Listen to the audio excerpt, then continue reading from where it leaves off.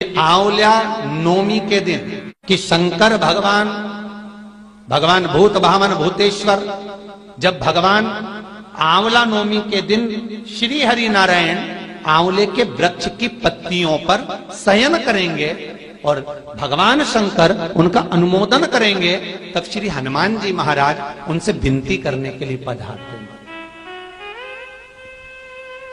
33 कौटी देवता भगवान विष्णु जब शयन से उठते हैं, देवसोनी एकादशी को जब भगवान उठेंगे, नेत्र खोलेंगे, तो प्रथम दर्शन भगवान विष्णु श्रीमद् भागवत कथा, स्कंद पुराण, पद्म पुराण, अग्नि पुराण, जितने भी पुराण उठाना चाहे सारी पुराणों को उठाकर देखना कि प्रथम वर्णन आपको मिलेगा कार्तिक महत्तम का कि भगवान नारायण सर्वप्रथम जब नेन खोलते हैं अपनी देव सोनी एकादशी से सोकर देव उठनी एकादशी पर जब उठते हैं तो भगवान नेत्र खोलकर सबसे पहले किसका दर्शन करते हैं? किसका दर्शन?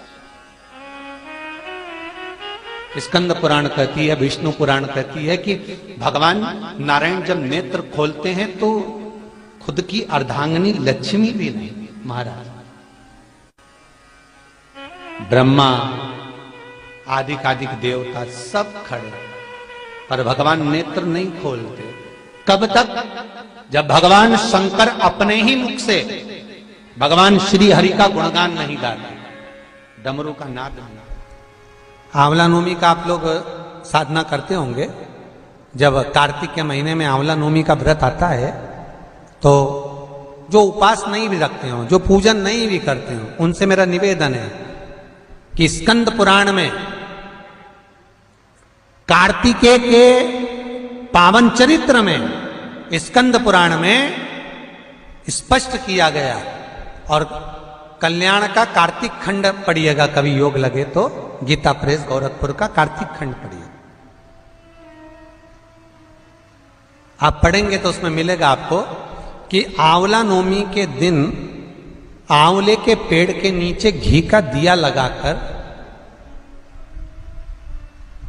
मध्याह्न से पहले, दोपहर के 12 बजे से पहले आंवले के पेड़ के नीचे आंवला नवमी के दिन कार्तिक के महीने में स्कंद पुराण कहती है जो घी का दिया लगाकर पूजन कर कर अपना पल्लू पसार कर आंवले के वृक्ष की डाली में से उस पे लगी हुई थोड़ी सी छाल को अपनी अंगूठे और चीटी उंगली से अपने पल्लू में गिराकर ले जाकर लाल कपड़े में हल्दी के साथ अपनी तिजोरी में अलमारी में रख लेता है। उसके घर में कभी बरकत की कमी नहीं होती, उसके घर में कभी संपदा की कमी नहीं होती, उसके घर में धन वैभव सत्ता बढ़ती है, बढ़ती है।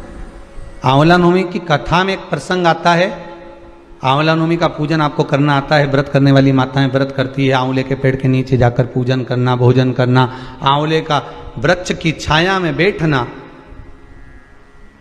उस दिन किसी को अपशब्द ना कहना, आंवले की पूजन कर कर अपनी झोली को पसार कर चीटी उंगली और अंगूठे से आंवले की छाल को थोड़ा सा पल्लू में गिरा लेना, उस छाल को ले जाकर अपनी बरकत में, अपनी अलमारी में, अपनी तिजोरी में रख देना। यह आंवला नवमी की पूजन का विधान है, संपदा के।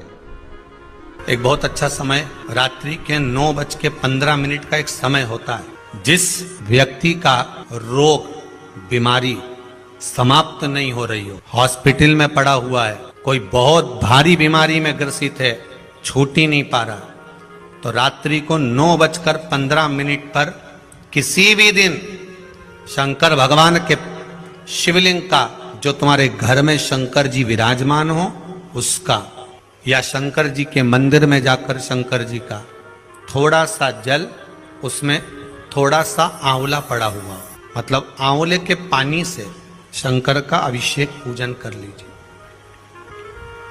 उसका नाम लेकर कर लो जो रोग से ग्रसित हो।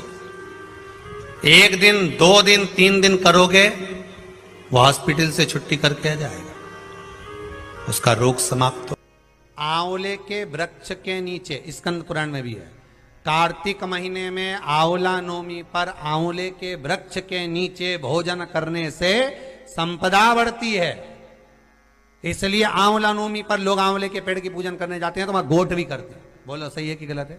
वहां लोग टिफिन लेके जाते थे, पहले भोजन करते थे आंवला नवमी पर, आंवले के वृक्ष के नीचे भोजन करने पर संपदा बढ़ती। आंवला नवमी का दिन कार्तिक में पड़ती आंवला नवमी,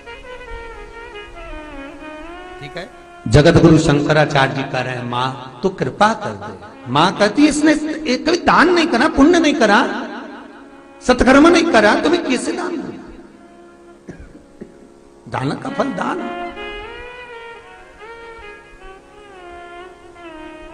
कैसे दूं मैं? मां पूर्व में मान लो इसने जितने जन्म लिए उस जन्म में अगर कोई दान नहीं दिया तो आज आंवला नवमी के दिन आज तो दान दिया है। लक्ष्मी जी बोलती है जो अभी करेगा इसका फल तो बाद में मिलेगा। जगत गुरु शंकराचार्य जी कहते हैं मां मैं आपसे केवल इतना सा मांगना चाहता हूं, इस कली काल में आप मुझे वर दे दो कि एक दिन ऐसा हो आंवला नवमी का जिस दिन जो दिया जाता है उसका फल जीते जी ही मिल जाए। बस इतनी कृपा कर। जगत गुरु शंकराचार्य जी के शब्द देखिए। गौदान करा उसका फल बाद में मिलेगा, कुछ दान करा उसका फल बाद में, पर आंवला नवमी के दिन अगर आपने कुछ दान दिया है, आंवला नवमी के दिन अगर आपने दान किया है उसका फल जगत गुरु शंकराचार्य जी माता लक्ष्मी से कहते आज की आज मिलना चाहिए। उसका फल हमें इसी पृथ्वी पर रहते रहते इस साह शरीर में मिलना चाहिए।